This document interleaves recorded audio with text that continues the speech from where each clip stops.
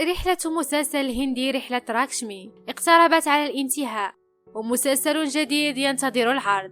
شاهدوا الفيديو حتى النهاية حتى تتعرفوا على تفاصيل المسلسل الهندي الجديد ومعلومات عنه وقصته المتميزة. المسلسل الهندي قفص الذهبي هو من وقع عليه الاختيار ليعرض مكان مسلسل رحلة راكشمي على زي ألوان، حيث يعتبر من المسلسلات الجديدة، فهو إنتاج سنة 2021، نوعية درامية رومانسية. الاسم الرسمي تيري بينا جيا جاي آن، الاسم بالعربي مترجم لا أستطيع العيش من دونك. اسم المسلسل المدبلج القفص الذهبي. النطق تيري بينا جيا جاينا. تصنيفات دراما، رومانسي، إثارة وغموض. عدد حلقات على زي ألوان 100 حلقة، وعدد حلقاته في الهند 204 حلقة، وله موسم واحد، ومدة العرض كل حلقة 20 دقيقة في الهند. بطولة أفينيش ريكي وأنجالي تاراري وراكشان داخان. الحلقة الأخيرة عرضت يوم 19 أغسطس 2022. قصة المسلسل الهندي القفص الذهبي.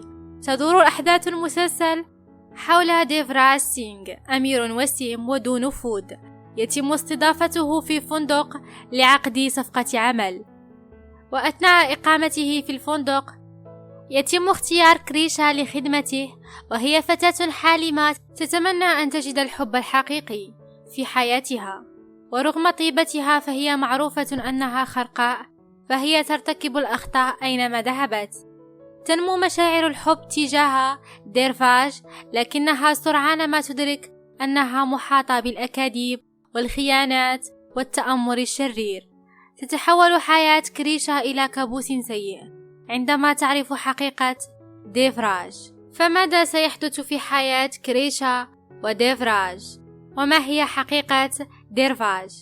تقييم المسلسل 8/10 على IMDb.